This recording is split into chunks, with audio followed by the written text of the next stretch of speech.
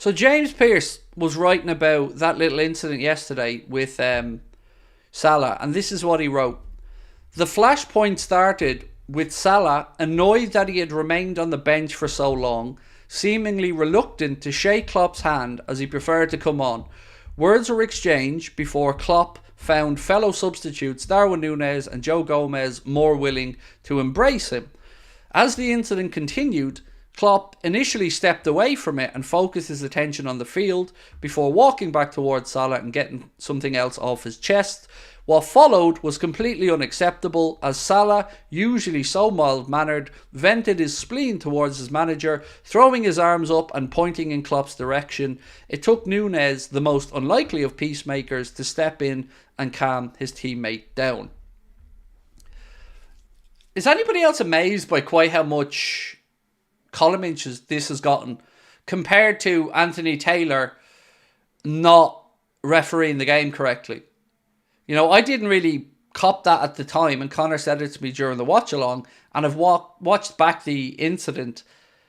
That's a disgrace what Taylor did, and I don't see much energy from it. Now, to be fair, Match of the Day spoke about it, but Anthony Taylor has had an absolute stinker this season, and yet is going to be England's representative at the Euros, or one of them, refereeing.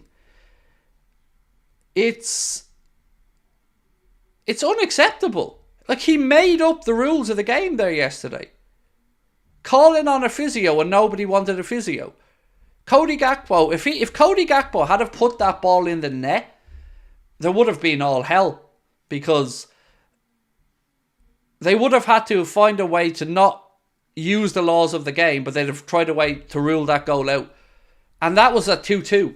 So I didn't really cop it too much yesterday during the watch along, but I watched it back and it's shocking. Absolutely shocking. And something needs to happen about refereeing decisions now, because they're getting too much power. It's nonsense. Something needs to happen, because it's getting worse and worse and worse. And any poll you look at from fans, they're losing belief in VAR. And it's because of the officials who are operating the system. And this weekend is no different. For instance, today, did you guys see the North London derby? Declan Rice kicks the leg of the Spurs player. Michael Oliver could not have had a better position. He was 6 yards away, directly looking at it, and does this, which we all know is the universal symbol for no foul, no penalty. Then VAR says, you need to have a look at that, mate. And then he goes over, takes one quick look at the monitor and gives a penalty. But he's seen it in real time, 6 yards away from his face. And it took VAR to intervene. Now, juxtapose that with what happened in the Chelsea-Villa game, where, again, this time you've got Craig Pawson, who's looking directly at the challenge at the back post, where the Chelsea player and the Villa player are tangling with each other. One arm goes around. The Chelsea player then shoves them, headed back across goal. Goal scored. Referee awards the goal. Referee points that way and awards the goal. And VAR sticks its nose in yet again to replay the game when the ref seen it. The ref seen it and had a perfect view of it and made his decision on the pitch. So where's the clear and obvious? It's absolute horseshit. They're making this shit up as they go along. It's disgusting to see. Both those incidents, both those referees were in perfect positions, had a great vision of the incident, and for whatever reason made their decision, and that decision was then changed. One of them I agree with. I think Michael Oliver, how he didn't give the penalty in the first place, I don't know, because it was blatant that Declan Rice kicked the leg. And then you've got the incident, the Forest game a few weeks ago, where there was 3 potential penalties, again none given. It's just time and time and time and time again, and they just keep getting away with it. And I have to stomach Gary Neville telling us all to be nice to referees and that clubs can't speak out and that we need to protect referees. No, we don't. We need to protect the game, Gary. We need to protect the game. Craig, correct me if I'm wrong, but refereeing was fine before they brought in VAR to the Prem. Well, I don't think it was fine. We all had decisions we didn't agree with. But I tell you what the difference was for me, Liverpool prophet. People were willing to accept a mistake when the ref didn't have multiple camera angles and 3 lads sitting in Stockley Park dissecting every movement and every frame.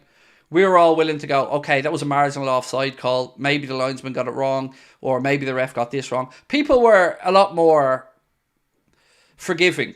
But now we were promised a product that was going to remove the debates, that was going to give us the factual decisions. And it's made it worse. And it's made the distrust of referees worse. And it's made the product worse. The visual spectacle worse. It's just ruining it. And now you've got a stage where fans can't celebrate. Players can't celebrate.